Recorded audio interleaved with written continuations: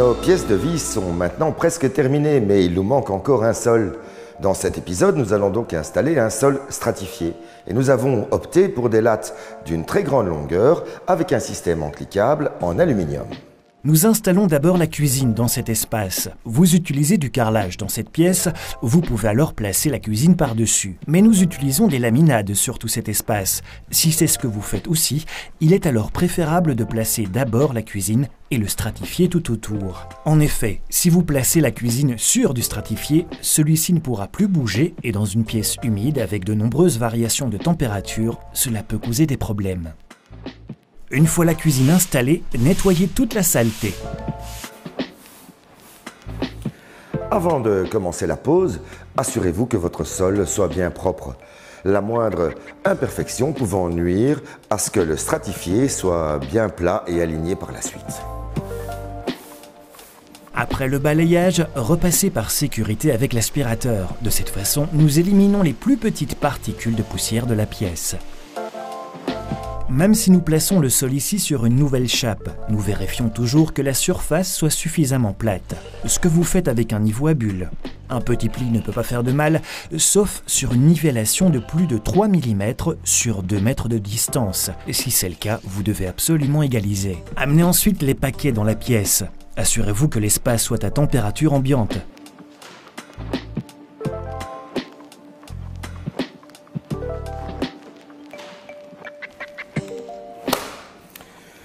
Les matériaux peuvent souffrir de la dilatation à cause de la chaleur et les sols stratifiés, comme celui-ci, qui sont à base de bois, peuvent également souffrir de l'humidité. C'est la raison pour laquelle on va de préférence les déposer dans la pièce où on compte les installer. On va les déposer pendant au moins 48 heures afin qu'ils puissent s'acclimater. Posez les planches à plat sur le sol et ne les superposez pas de trop. Avant de placer le sol, installez les profilés d'extrémité et les profilés de transition en aluminium. Vous pouvez facilement les réaliser sur mesure avec une meuleuse d'angle et une lame de coupe pour métal. Nous plaçons un profilé de transition vers l'autre sol. Pour une belle finition entre mes deux pièces, je vais utiliser un profil en 2 éléments. La partie inférieure peut se visser avec des vis et des chevilles directement dans le sol. Mais afin d'éviter toute perforation de mon système de chauffage par le sol, je vais préférer la coller.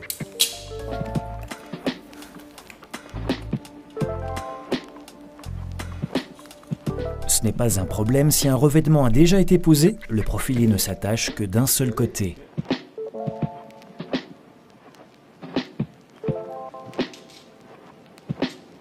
Prévoyez un profilé d'extrémité aux fenêtres. Ce profilé cachera parfaitement le joint de dilatation. Ici aussi, de préférence, collez-le. Vous faites cela avec une colle polymère. Elle adhère à la fois au profilé métallique ainsi qu'au sol en ciment.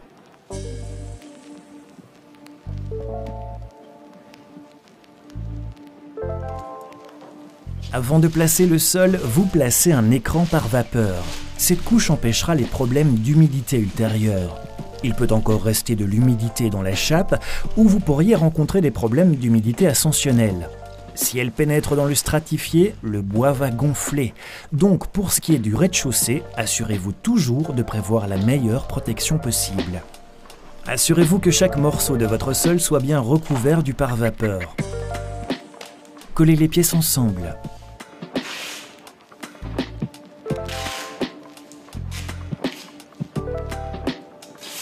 La couche inférieure est prête et vous pouvez commencer à poser votre sol. Lisez le manuel avant de commencer. De cette façon, vous êtes certain que vous le faites correctement et puis conformément aux conditions de la garantie. Nous avons reporté les mesures de la pièce sur un plan et je peux maintenant calculer, en fonction de la largeur des lattes indiquées sur le paquet, si je peux commencer avec une latte pleine ou si je devrais la couper pour ne pas terminer avec un morceau trop petit. Réalisez un croquis de l'espace et mesurez toutes les dimensions. Ouverture, angle, obstacle, meuble fixe dans la pièce, notez tout sur votre plan avec toutes les mesures adéquates. Calculez sur la base de la largeur de votre planche combien il vous restera. Assurez-vous que ce soit partout au moins plus grand que la moitié autant que possible. Nous commençons ici de préférence avec une rangée presque complète contre le mur. Dans des pièces de grande dimension, il peut être intéressant d'utiliser un stratifié de grande dimension. Ainsi, je gagne énormément de temps pour la pose. Je gagne d'autant plus de temps que ce stratifié est directement recouvert avec une sous-couche. Et vous ne devrez donc pas placer de sous-couche supplémentaire. Comme dans beaucoup de maisons, le mur le long duquel nous commençons n'est pas totalement droit. Pour atténuer ces différences, nous posons d'abord la première rangée complète. Nous la plaçons aussi droite que possible. Avec quelques cales, vous longez le mur. Tracez une ligne avec votre crayon. La ligne va maintenant complètement suivre le mur.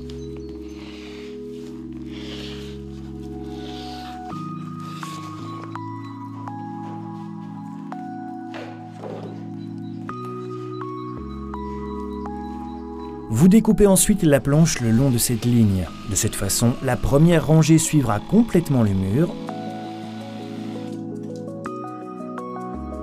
Et vous pouvez maintenant remettre les planches en place.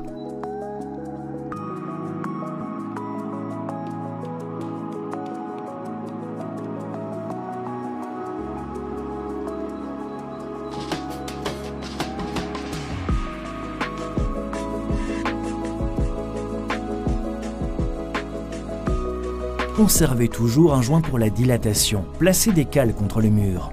En clipsant le stratifié dans les rangées suivantes, il se déplacera. Les cales vous permettent donc de conserver un joint de dilatation. Ne les enlevez pas avant que tout le sol ne soit complètement installé. La première rangée est-elle prête? Vous pouvez alors combler les parties au niveau des fenêtres. Mesurez d'abord toutes les tailles. Vous pouvez les découper sur mesure dans leur largeur avec une ébouteuse.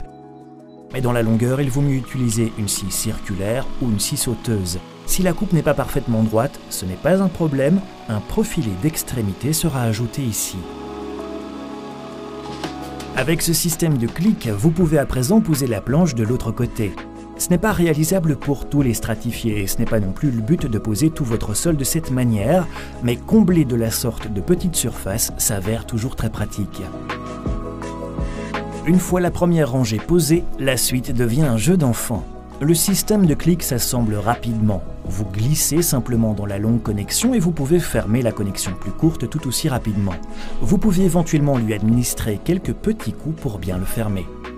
Pour réaliser facilement une planche sur mesure, placez-la avec le mauvais côté du système de clic à l'avant. Gardez un joint de dilatation et puis vérifiez jusqu'où arrive la planche. Ensuite, vous indiquez où les raccourcir.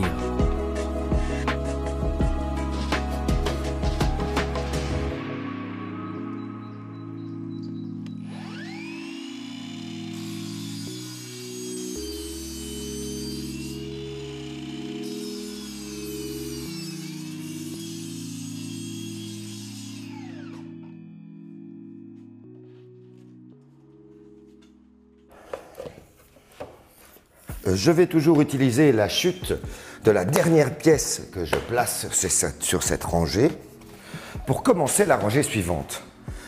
Ça permet de bien distribuer les jointures à différents endroits. Cette pièce, il faut qu'elle ne soit pas trop petite et s'assurer que sa jointure de tête ne corresponde pas à la jointure de la latte précédente. Si cela doit arriver, je m'assure qu'il y ait également un minimum de 3 rangées avant de la poser. Pour éviter tout cela, vous pouvez éventuellement récupérer un morceau restant d'une autre rangée ou bien encore commencer avec un tiers ou la moitié de la planche. Essayez également de mélanger différents paquets pendant la pose et puis évitez de placer le même motif l'un à côté de l'autre. Ce système en cliquable en aluminium facilite énormément la pose de lattes de stratifiés de grande longueur, telles que ces lattes de 2,40 m. De plus, le système sera beaucoup plus solidement ancré, ce qui assure certainement que les lattes ne pourront pas se défaire dans le temps. Assemblez d'abord le côté long. Maintenant, vous pouvez toujours bouger un peu l'ensemble jusqu'à ce que la planche soit correctement alignée. Abaissez ensuite soigneusement la planche et cliquez la connexion courte. Vous pouvez la taper doucement plusieurs fois pour que le stratifié s'encliquette complètement. Assurez-vous toujours que la connexion soit complètement fermée. Puisque ces connexions vous posent peu de problèmes, tout est assez fluide. Avant de vous en rendre compte, vous arrivez déjà au bout de la rangée. Là, vous devez réaliser sur mesure une planche en largeur. Vous pouvez utiliser une scie sauteuse en toute sécurité. Si la coupe n'est pas 100% droite, ce n'est pas une mauvaise chose. Il y aura de toute façon une plinthe pour le recouvrir. Ce qui ne signifie pas pour autant que vous devez tout négliger. Vous pouvez simplement cliquer la dernière planche à sa place. S'il est difficile de correctement la connecter, eh bien vous pouvez encore toujours la fermer avec un gabarit pour pause.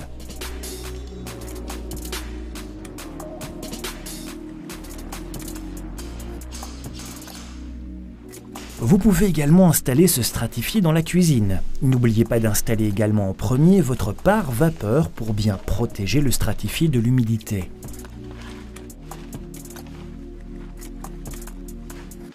Lorsque vous placez un sol stratifié dans une cuisine ou une salle de bain, veuillez à utiliser un produit adapté à placer entre les joints de chaque latte de sol stratifié afin d'augmenter son étanchéité.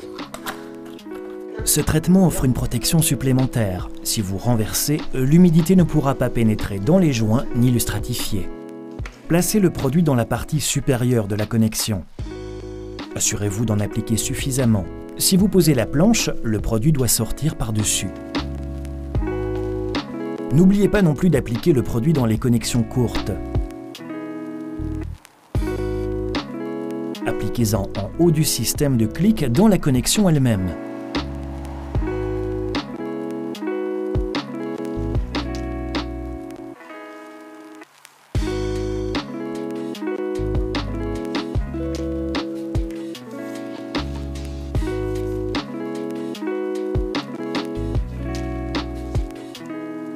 Il est important que chaque joint de la cuisine soit vraiment bien scellé.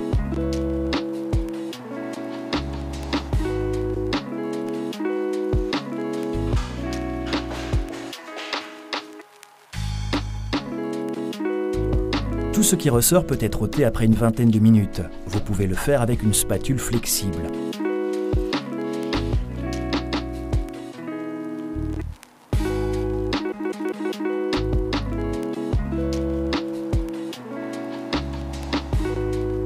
Une fois retiré, vous ne remarquez plus le produit. Le sol est à présent posé dans toute la pièce. Nous pouvons donc commencer les finitions. Nous installons les plinthes. Commencez par mesurer toutes les dimensions concernant le placement des plinthes et si vous trouvez cela pratique, vous pouvez dessiner un plan. Indiquez ensuite où vous avez un coin extérieur et où vous avez un coin intérieur. Nous optons pour des plinthes blanches qui correspondent à nos murs blancs. Le moyen le plus simple est de couper les plinthes à la taille voulue avec une scie à onglet. Si vous avez besoin d'un coin, vous pouvez facilement régler votre scie à cet angle. Pour un angle droit, réglez-le à 45 degrés.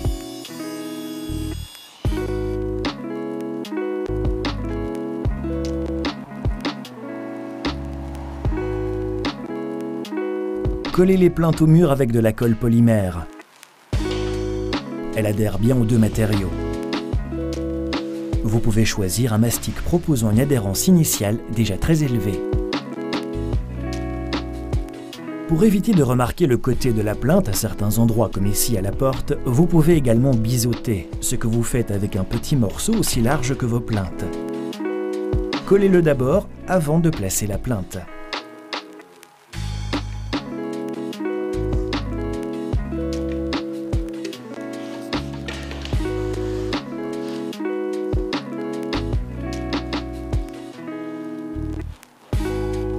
Pour ce qui est des coins extérieurs, il peut y avoir quelques tâches de mesure et de niveau à réaliser. Mais ne vous inquiétez pas, avec un peu de patience, vos plinthes finiront toujours par s'assembler parfaitement.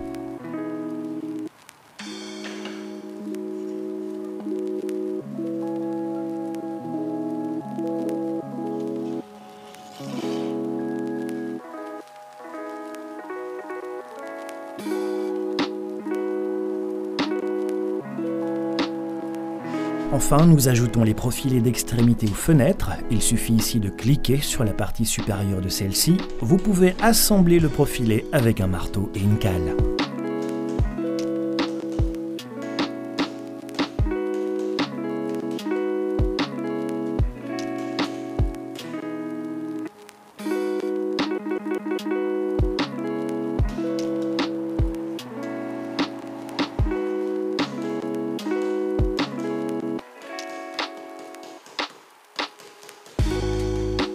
Il vous reste encore un petit joint entre le mur et les plinthes.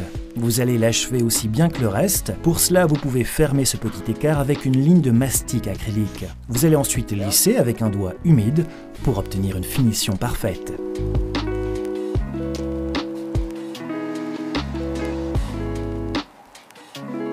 Notre sol stratifié est maintenant placé, mais notre pièce de vie n'est pas pour autant terminée. Dans un prochain épisode, nous allons placer l'éclairage et également réaliser un encastrement au-dessus de la cuisine afin d'y cacher toutes les tuyauteries et autres ventilations. Si vous voulez revoir l'un des épisodes de cette série ou d'autres épisodes, vous pourrez les retrouver sur le site web d'Hobbit.be, sur lequel vous vous enregistrez également à notre magazine en ligne. Quant à moi, je vous retrouve pour la suite de nos travaux.